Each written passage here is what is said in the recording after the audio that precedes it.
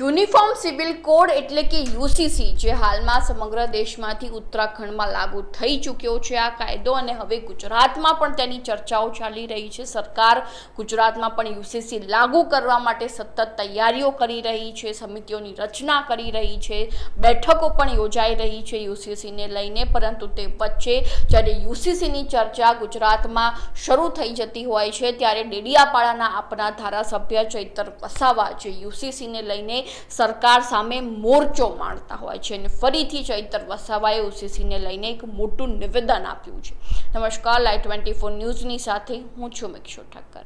ઉત્તરાખંડમાં યુસીસી લાગુ થયા બાદ હવે ગુજરાતમાં સરકાર જે છે તે યુસીસી લાગુ કરવા માટે સતત બેઠકો કરી રહી છે, સમિતિઓની રચના કરી રહી છે, ચર્ચાઓ પણ શરૂ થઈ ચૂકી છે કે યુસીસી ક્યારે લાગુ કરવું જોઈએ ગુજરાતમાં અને યુસીસી લાગુ કરવાથી કઈ અસરો જે છે તે રાજ્યમાં થઈ શકે છે તેવી અનેક ચર્ચાઓ હાલમાં રાજ્યમાં ચાલી રહી છે। અને તે વચ્ચે જ્યારે ડેડિયાપાડાના આપના ધારાસભ્ય ચૈતર વસાવા જે યુસીસીના વિરોધમાં જોવા મળી રહ્યા છે કે રાજ્યમાં યુસીસી લાગુ ન થવું જોઈએ કારણ કે યુસીસી લાગુ થવાથી આદિવાસી સમાજને મોટું નુકસાન પહોંચી શકે છે। યુસીસી લાગુ થવાથી આદિવાસીઓનું રાજનૈતિક અને શૈક્ષણિક વર્ચસ્વ ખતમ થઈ શકે છે અને તેની સાથે સાથે ઘણા ગેરફાયદા આદિવાસીઓ માટે ઊભા થઈ શકે છે। તો તેમણે વધુમાં શું કહ્યું તેમની પાસેથી જ સાંભળી લઈએ।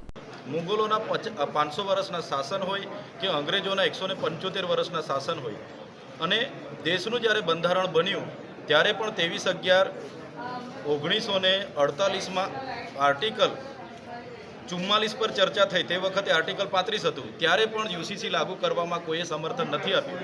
ત્યારે અમે જે ગુજરાત સરકાર મત વિરુદ્ધ, લોકોના સંમતિ વિરુદ્ધમાં જે યુસીસી લાગુ કરવા જઈ રહી છે એનો વિરોધ કરીએ છીએ અને આદિવાસીઓને તો સદંતર એમાંથી બાકાત રાખવાની વાત કરી છે।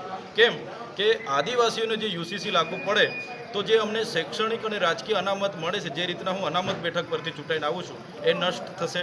અમારા જે અનુસૂચિ 5 અંતર્ગત જળ, જંગલ, જમીન અને ખનિજો પરના પ્રાવધાનો છે, એટ્રોસિટી એક્ટ છે, 73AA છે, પૈસા એક્ટ છે, તમામ પ્રાવધાનો નષ્ટ થશે એની અમને ભીતિ છે। એટલે યુસીસીનો અમે વિરોધ કરીએ છીએ અને વિવિધતામાં એકતા ધરાવતો આપણો દેશ, બંધારણ સૌને સ્વતંત્રતા આપે છે, કોઈ પણ ધર્મ પાળે, કોઈ પણ ભાષા બોલી કરી શકે, ત્યારે યુસીસી લાગુ કરવામાં નહીં આવે એવી સ્પષ્ટ અમે માંગ કરી છે।